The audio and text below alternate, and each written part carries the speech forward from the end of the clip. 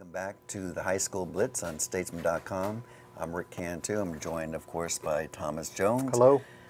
That was a wacky weekend of games this past weekend. Surprising, very surprising. Very surprising in many ways. Game ball. My game ball, one of maybe the overlooked teams in our area, quarterback Reese Johnson of undefeated Dripping Springs. This guy may be the best dual threat in the area. Last week he had 188 yards passing, 3 touchdowns, 106 yards on the ground as Drip remained unbeaten with a win over Lockhart. And they face a key game this week against Bernie Champion. In District 26 5A, Dripping Springs, Bernie Champion, Alamo Heights, all unbeaten in the district. It's a three-way race for the title, and Drip plays Bernie Champion this week. That'll be a great game. I'm going with the Tigers. Just letting you know. I'm going to go with Jared DeFelice. He's the quarterback and the kicker for Lago Vista. All he did was throw for 347 yards, 4 touchdowns, and he had the game-winning field goal of 37 yards late in the fourth quarter, 38-35 over San Antonio Cole. But what instrument did he play at halftime? He played the tuba. No, I'm just kidding about that part. I think he was with the guys. Yeah. Okay. Secondly, you and I both went to the so-called Game of the Year, which did not turn out to be the Game of the Year. Lake Travis, Westlake. What do you take out of that game? I'll take out that Westlake has to get healthy if they want to make a serious playoff run. And Coach Todd Dodge said after the game they'll have to use baling wire and duct tape to put them together. As we know, Sam Elliger's out with a thumb indefinitely.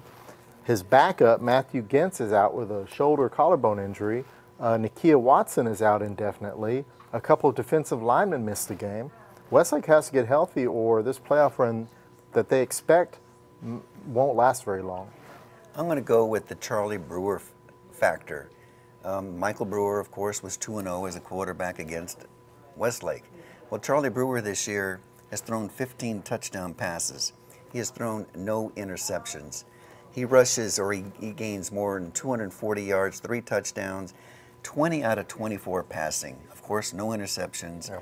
They roll. He's a championship quarterback. He is a winner. That's all I'm going to say about that. Thomas, one more question. Non-district, there were some teams that didn't look very good. But who of those teams that didn't look too good, what teams do you think will bounce back in the district season?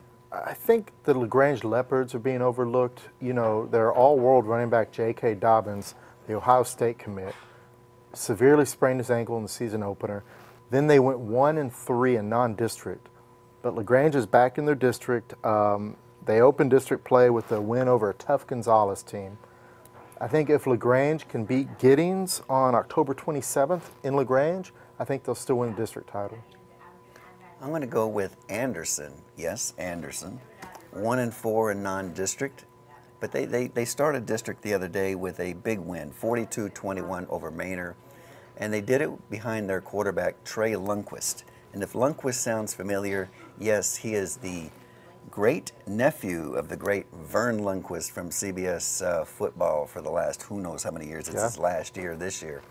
But the Trojans are rocking and rolling. Coach Jeffrey Rhodes said, we're on our way to the district title right after they beat that. That's a little boastful, but in Anderson they believe. I believe in them. And anyway, that will wrap up our video of talking about games that we just now saw. Check back with us later in the week when we preview the top 4 games of the week coming up, and there are some doozies there too. So for TJ Jones, I'm Rick Cantu, and like we always say, we hope your team wins.